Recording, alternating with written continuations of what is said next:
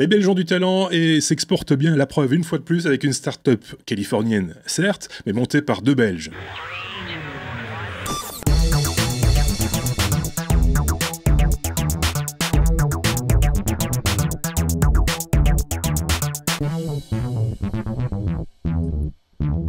On rejoint tout de suite David et Marcus. Bonjour tous les deux, soyez les bienvenus dans ce podcast. David, on le connaît déjà un petit peu, il faut bien le reconnaître, ce personnage est connu de nos services, on va dire ça comme ça, puisqu'on s'est déjà parlé, David, dans d'autres podcasts, dans d'autres vies, et au sujet d'autres entreprises. Ces chapitres-là, on va dire, sont clôturés aujourd'hui. Tu tournes une page, c'est quelque chose de neuf qui démarre ? Alors oui, c'est une toute nouvelle activité, une toute nouvelle aventure avec un nouvel associé. Terriblement excitant, l'aventure. Ouais. C'est très sympa. Présente-nous ton associé, tiens, Marcus. David. Donc, je vais laisser Marcus se présenter parce que vous ne devez pas le connaître, ou en tout cas, il est moins venu chez vous. Ouais. Donc, je laisse Marcus parler là. Marcus, présente-toi. Oui.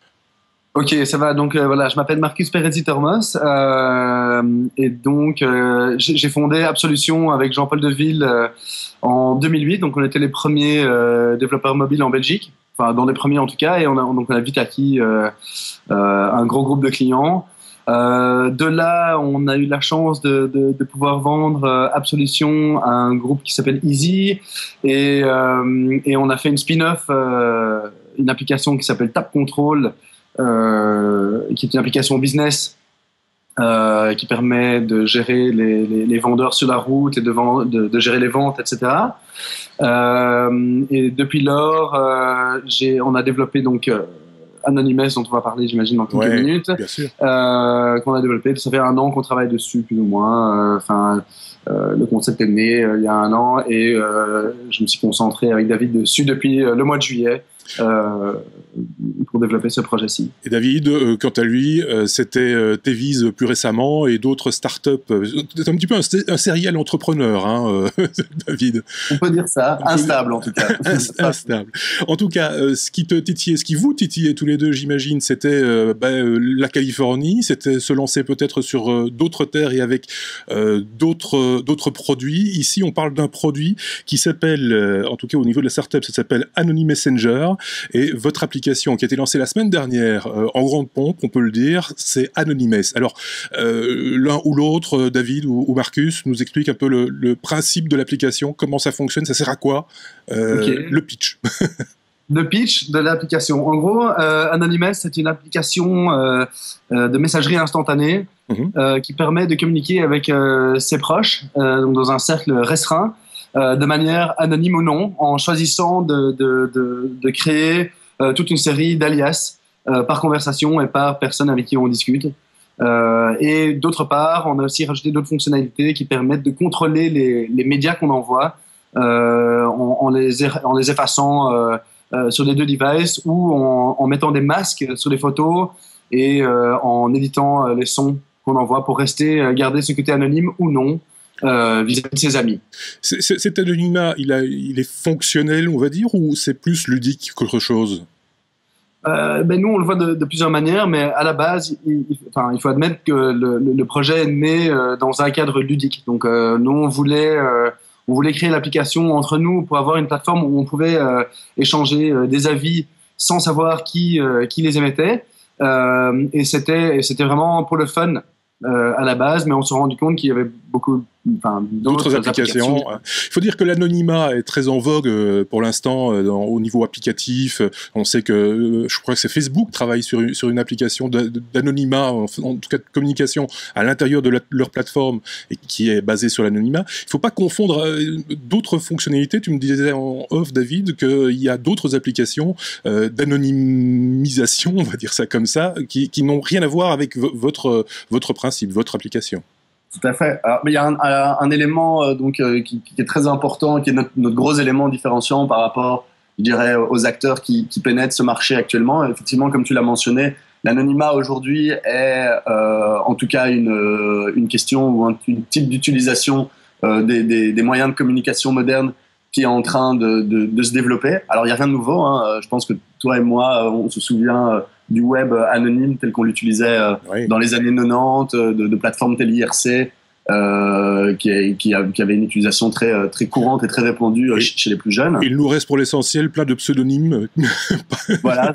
Donc, alors il y a des plateformes aujourd'hui qui continuent, comme Reddit par exemple, 4chan aussi, qui sont des plateformes qui assurent l'anonymat à leurs utilisateurs. Également, l'anonymat continue à être fortement utilisé également dans la presse, où encore beaucoup de presse utilisent des forums de type anonyme en dessous de leurs articles, même si de plus en plus on voit le plugin Facebook arriver de plus en plus sur ces pages-là également.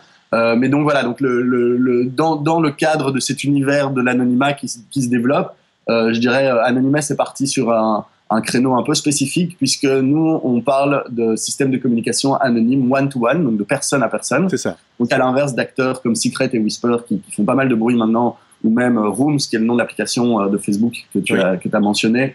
On est, nous, dans une plateforme qui permet à deux personnes de communiquer entre elles de manière totalement privée, c'est-à-dire dans le cadre d'une chat comme un SMS, quoi. Privée, comme le serait le cas d'un SMS, comme les WhatsApp. C'est ça. Donc du coup, on est très différent de plateformes comme Secret ou Whisper par exemple, qui elles sont des plateformes anonymes certes, mais dont l'anonymat est assuré sur une place publique et donc sur une plateforme sociale dans laquelle n'importe qui peut poster des comments, enfin peut poster des informations, voire commenter des informations de manière anonyme, mais aux yeux et aux vues de tous. Ce qui n'est pas le cas d'Anonymous, qui est une plateforme privée. Oui, ces plateformes qui sont un peu dans la mouvance, on va dire, de WikiLeaks, par exemple, qui permettent de diffuser une information de manière anonyme, quoi.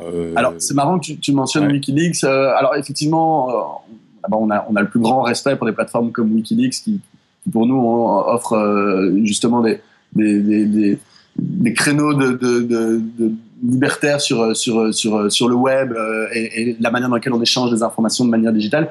On n'a pas aujourd'hui ni l'ambition ni la prétention de faire un WikiLeaks mobile, mais en discutant avec toute une série de personnes, dont des compatriotes, je dirais des confrères journalistes, pardon,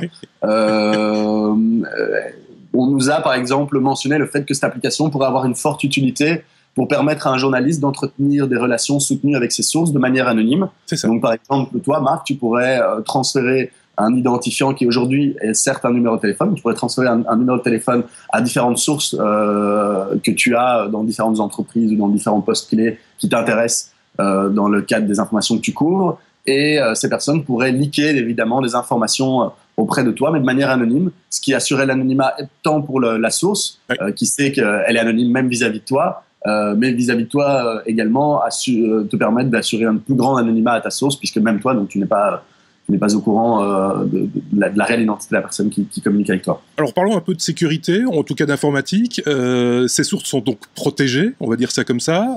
Vous garantissez qu'il n'y aura pas de fuite, qu'on ne saura pas à un moment ou à un autre qui a parlé à qui et de quoi. Mais techniquement, donc, je ne sais pas si j'ose dire, à l'inverse de Snapchat qui promettait donc d'effacer les messages. Nous, on le fait vraiment. Donc, tous les messages passent sur nos serveurs, effectivement. On les garde simplement jusqu'au moment où les messages sont transférés vers le device du récepteur. Donc, une fois que les messages sont passés d'un device à l'autre, ils sont effectivement effacés de nos serveurs. Donc, on ne garde aucune trace. La seule trace qu'on garde, c'est des tokens, des messages, les identifiants des messages pour qu'on puisse effectivement interagir avec ceux-ci. Mais on ne garde pas de contenu sur nos serveurs. Une fois que l'échange s'est fait. Et évidemment, on encrypte les messages des deux côtés pour assurer la protection des données lors du transfert. Au niveau légal, on ne peut rien vous réclamer. Enfin, la justice ne peut pas venir vers vous et vous exiger de votre part que vous divulguiez certaines informations. Techniquement, il pourrait très bien. On sait tracer, entre guillemets, donc des messages qui ont été envoyés d'une personne vers une autre, mais on ne sait pas leur dire ce qui s'est passé dans ces messages. D'accord. C'est un peu comme les SMS, quoi. Exactement, on est soumis aux mêmes lois que tous les modèles de communication. En Belgique, il y a des lois également qui existent quant à la communication digitale et l'utilisation abusive que pourraient en avoir certaines personnes. Dans ce cadre-là, nous, on n'est pas des partners in crime. Donc, comme Marcus l'a expliqué, même si l'ensemble des données qui sont échangées sur nos serveurs sont encryptées, de même, l'ID qui permet de créer à l'utilisateur son compte, qui est aujourd'hui un numéro de téléphone, reste anonyme et encrypté, en tout cas pour les utilisateurs de la plateforme. Par contre, nous sachons que l'utilisateur ID X a contacté l'utilisateur ID Y, et donc on peut avoir une traçabilité en disant voilà, la personne qui vous a contacté, c'est telle personne. Dans le cadre évidemment d'une demande de justice, c'est des informations qu'on peut fournir. Par contre, ce qu'on ne sait pas fournir, c'est une information autre que le numéro de téléphone. Là, il faut aller demander aux opérateurs téléphoniques. Et également, nous, on ne fournira pas, parce qu'on encrypte ces données-là, le contenu des messages qui sont envoyés, puisque ceux-ci sont, comme Marcus l'a expliqué, sont encryptés. Vous êtes deux Belges installés depuis maintenant 1 an, c'est ça, en Californie, Los Angeles, si je ne me trompe. Un peu moins pour ma part, 1 an pour Marcus. Ouais. En fait, j'étais là aussi pour ma société précédente. Enfin, d'ailleurs, je suis toujours actionnaire de la société Top Control. Mais ça fait, à peu près, on est vraiment focus sur le projet parce qu'on avait tous les deux des activités avant. C'était un projet sur le côté qu'on faisait pour le fun. Et puis c'est devenu un peu plus ça a pris plus de proportions. Et maintenant on est focus vraiment depuis juillet. David m'a rejoint en juillet pour qu'on se mette à fond sur ce projet-ci. Et qu'est-ce que j'allais dire, c'est l'endroit où il faut être. C'était pas possible de le faire au départ de la Belgique, ce projet-là, de le construire ici et de l'exporter peut-être plus tard? Non, on peut dire qu'on l'a un petit peu fait comme ça, vu que David était en Belgique, mais effectivement, la techno, ça se bouge nettement plus ici. Les investisseurs sont différents, les montants sont différents, et évidemment, le public cible et le marché cible qu'on recherche, c'est plutôt le marché américain qui est nettement plus grand et plus important. Ouais. Voilà. J'avais entendu, certains de vos confrères start-upers, on va dire ça comme ça, me disent souvent, pour faire du B2C, il faut mieux être dans un gros marché comme les États-Unis. Pour faire du B2B, on peut le faire à peu près n'importe où. C'est plus qu'une question d'horaire, finalement, de fuseau horaire. Vous êtes d'accord avec ce postulat? Complètement d'accord. Je pense que effectivement, c'est une bonne façon de voir les choses. Il y a un autre élément également, et Marcus l'a mentionné, et ça complète ce que tu viens d'ajouter maintenant. Dans le cas de financement, pareil, la Belgique trouve je dirais un réseau d'investisseurs ou de angels qui sont assez intéressants et probants. J'ai discuté avec pas mal d'entre eux dans le cadre de mes sociétés, de mes activités passées. Oui.